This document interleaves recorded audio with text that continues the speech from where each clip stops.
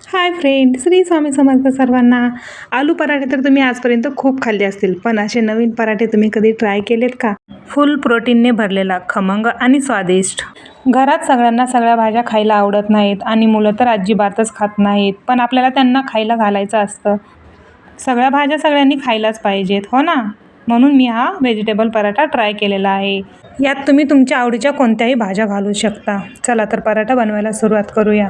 इथे मी पत्तागोबी, शिमला मिर्च, कांदा, गाजर, बीट आणि कोथिंबीर घेतलेली आहे. आता हे आपल्याला बारीक करून घ्यायचं आहे. एका चॉपरमध्ये मी सगळ्या ह्या भाज्या टाकून घेतलेल्या आहेत आणि बारीक करून घेतलेल्या आहेत. अशा प्रकारे आपल्याला खीस करून घ्यायचं आहे. भाज्या आपल्या बारीक करून झालेल्या आहेत. अद्रक लसणची पेस्ट करून घ्यायची आहे.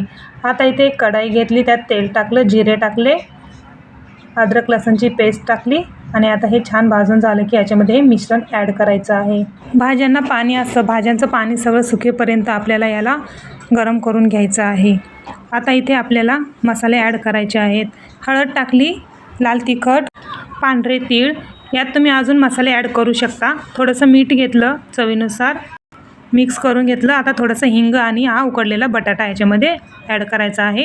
बटाटा छान बारीक करून घ्यायचा आहे. तुम्ही अगोदर मॅश करून घेतला तरी चालेल. तयार आहे आपला मसाला. आता इथे गव्हाचं पीठ मळून घेतलेलं आहे. आता याच्यामध्ये आपण मिश्रण घालून पराठा लाटून घेऊया. हलक्या हाताने पराठा लाटून घ्यायचा आहे, नाहीतर पराठा आपला फाटून जाईल. त्यावेळेला तेल किंवा तूप लावू शकता. इथे मी तेल लावलेलं आहे. दोन्ही साईडने आपल्याला पराठा छान भाजून घ्यायचा आहे, खरपूस भाजून घ्यायचा आहे. तयार आहे आपला खमंग, स्वादिष्ट आणि प्रोटीनने भरलेला व्हेजिटेबल पराठा. हा पराठा तुम्ही सकाळी नाश्त्याला बनवू शकता किंवा मुलांच्या टिफिनला सुद्धा देऊ शकता. हा पराठा खूप फास्ट बनतो आणि पद्धत पण खूप सोपी आहे, हो ना?